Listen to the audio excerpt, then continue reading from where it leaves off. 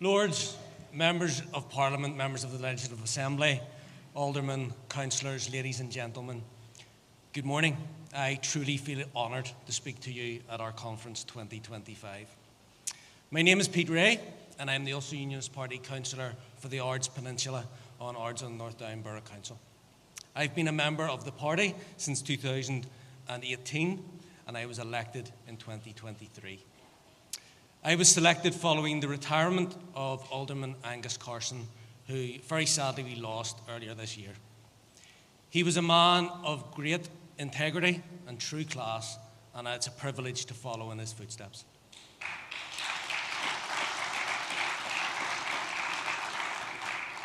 I'm also party spokesperson for the arts, which is a big passion of mine and something I've been involved in since a child.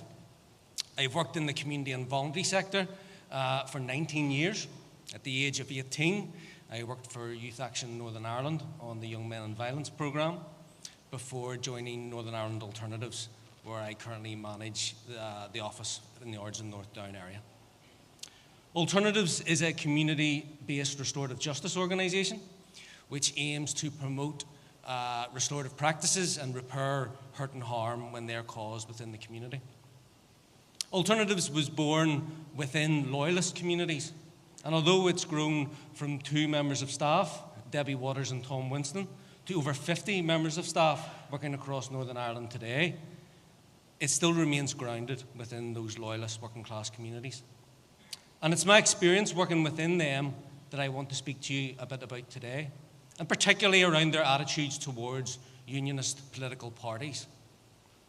This speech is designed to start a conversation that I will hope will turn to positive action. The conversation has to start with a question. What is a loyalist? And what does it mean to be a unionist? Are they the same? And if not, why not? It's important at this stage to state that everybody's definition may not be the same as mine. Nobody can speak on behalf of all of unionism or all of loyalism, and that's what makes this issue very nuanced. I'm a unionist because it's my political opinion that Northern Ireland is best served within the United Kingdom. That is a political position, a belief. Technically, that could change. Conference, I can tell you this morning, that will not change. But that's different to my loyalism. I'm a loyalist because I identify with loyalist culture, history, and heritage. I'm loyal to my king and to my country. And as opposed to a political belief, loyalism is my cultural identity. It's a sense of belonging. Some people get that sense of belonging in the pit of their stomach whenever they go to a football match and they sing with a group of supporters. Others get it at Sunday morning worship in church. Some get it having a pint of Guinness with their best friends in the pub. And indeed, some get it curled up on the sofa, surrounded by their family. Loyalism is much more than being a unionist. For many, it's a community and it's a way of life. Unfortunately, there's a narrative within the media and across society that appears intent on driving a different definition of loyalism. Have you ever wondered why the term dissident republicanism was coined? Yet, we never hear about dissident loyalists. Instead, we hear loyalist paramilitary groups, loyalist attacks. I believe there is an agenda to stereotype, isolate, dehumanize, and undermine working class loyalist communities.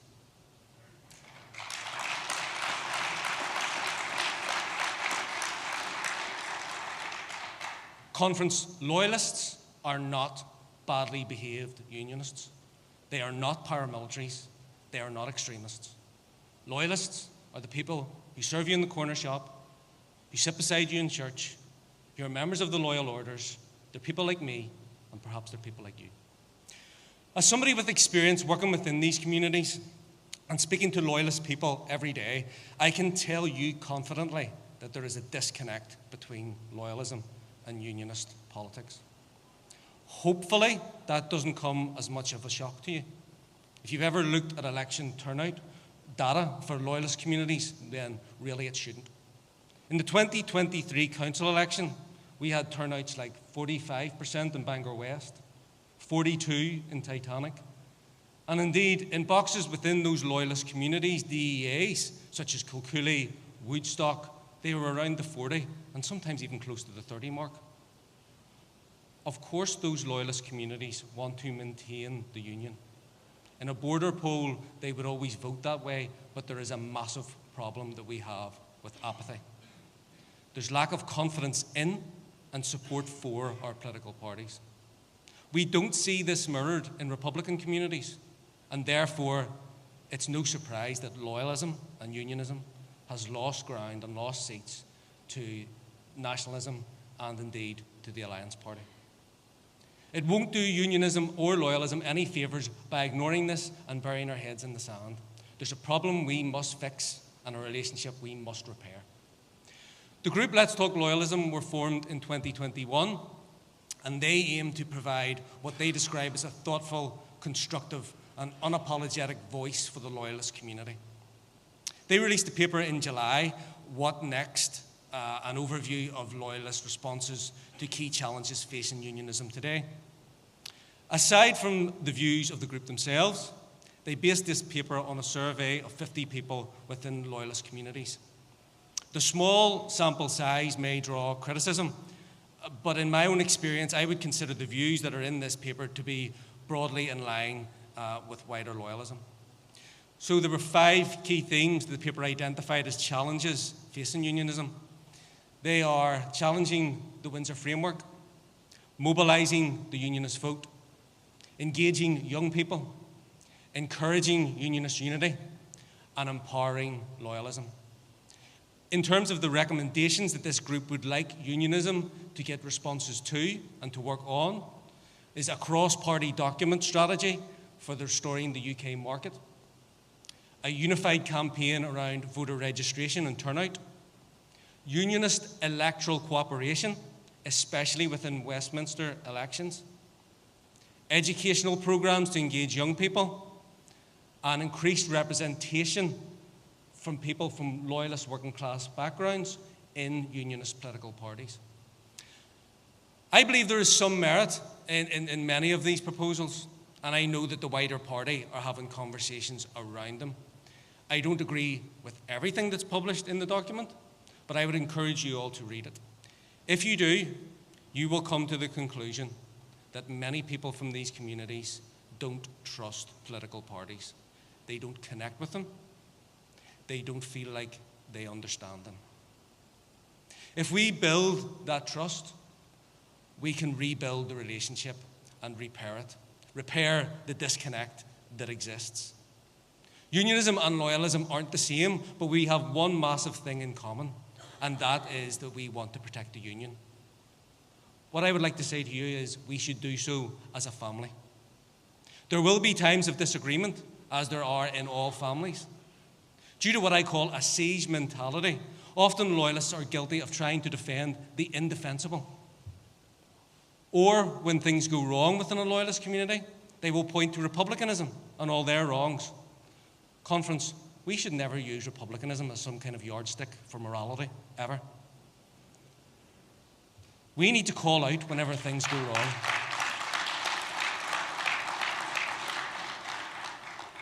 If something goes wrong, we need to say it. Be that sectarian singing on a bus, effigies on a bonfire, or deliberate acts of provocation that is designed to cause hurt and harm to other people, we need to call it out. Conference, we do that. The Ulster Unionist Party has always done that. But we need to bring the community along with us. To defend such things isn't only the right thing to do, the wrong thing to do, but it's counterproductive for unionism and for the loyalist family. Our aim should be to win converts to unionism. Far too often we make progress, take one step forward, and then say something or make a decision that brings us 2 steps back. And immediately all those potential converts have been turned off. All those potential converts from the Alliance Party are still voting for the Alliance Party. Working class communities will be angry at us. They will be angry because they don't see how our sound bites transcend into actually changing and improving their lives. We need to show them that delivery. We are a family, and perhaps we need to learn to fight like siblings. Fight hard, get it all out in the open, have the difficult conversations, but whenever we leave the house, we will protect each other and we will stay as one. Dr. John Kyle will very soon be speaking more about the social issues and challenges facing these communities and the people within them. But conference, as well as driving policy change, we must connect with people. Build that trust back and convince people that we genuinely care about them. If you read the comments in the Let's Talk Loyalism paper, or speak to people from the likes of Kilcooley, the Shankill, Woodstock, you will hear a lot of anger about the DUP. Genuine anger because they feel that they have betrayed them. Rightly so, you may say. I certainly do. But what concerns me is that often the UUP aren't mentioned. We may not get the wrath, but we need to be relevant. Far too often, when people are asked about the Ulster Unionist Party, they shrug their shoulders. We need to change that. For far too long, we've been the party with the best policies, the most talented candidates, and the party that doesn't lie to the electorate, that makes the brave and hard decisions for the country. But that in itself, conference, is not good enough. Cristiano Ronaldo and Lionel Messi are two of the most decorated and renowned footballers of my generation. But all of their coaches said that while they were number one in the world, they were also the last to leave the training pitch. Messi said, "I always thought that if you want to be the best, you have to work harder than everybody else." Ronaldo said, "Talent without working hard is absolutely nothing." Conference, I'm not saying that our elected representatives don't work hard, because I know that they do. I know that we do. But perhaps a specific focus within these working class loyalist communities is required, and required now. I've mentioned that I won't take any lessons from republicanism in terms of morality. However, I do believe we could take some observations from their grassroots activism and the rewards that has given them politically. We need our membership to be in these communities, visible every single day, working hard on the issues that are important to the people. At the last Westminster election, I was standing outside a polling station in an estate outside of my DA of Strangford. I won't tell you where, but many of you will guess. I had the same conversation with people time and time again. "I'm sorry, Pete, I couldn't vote for your guy. I really thought about it, but I couldn't do it." That's okay. Why do you think that the other person's going to be a better MP? No, not really. But Pete, it's about loyalty. Our guy's in the estate all the time. We see him every day. He texts us when we lose our loved ones. He attends our community events. It's about loyalty. It's about being known. Conference, I fully believe that as a party we will get this right. We will look after the basics, and we will get to the top again. There's a lot of borrowed votes out there going to the DUP and to other parties. We need them back before we run out of time, before Northern Ireland runs out of time. History has its eyes on us at the minute. I really, truly, deeply believe that. There's a lot of people voting for these parties through gritted teeth, but that's because they don't feel they have an alternative. Let's show them the alternative. If a boxer is getting beat by 6 points and entering the 12th round, they don't keep doing what they were doing. They come out swinging, and they don't look back. Conference, I think it's time that the Ulster Unionist Party came out swinging. I think that's what communities want to see from us across Northern Ireland. Conference, in closing, I want you to know that we will get this right. These working class loyalist communities, indeed all communities across Northern Ireland, need the Ulster Unionist Party to show the brave, principled and progressive leadership that we showed so often, particularly in 1998 when we committed to a shared, equitable and peaceful future. From our grassroots members to our elected members, we need activism. We need to inspire those people who don't vote to come out on election day. We need to convince those who vote for other parties that the Ulster Unionist Party is the party who can deliver for them.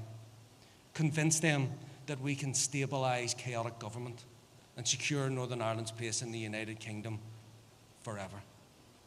Policies and messaging must be right, but conference, never underestimate the importance of relationships.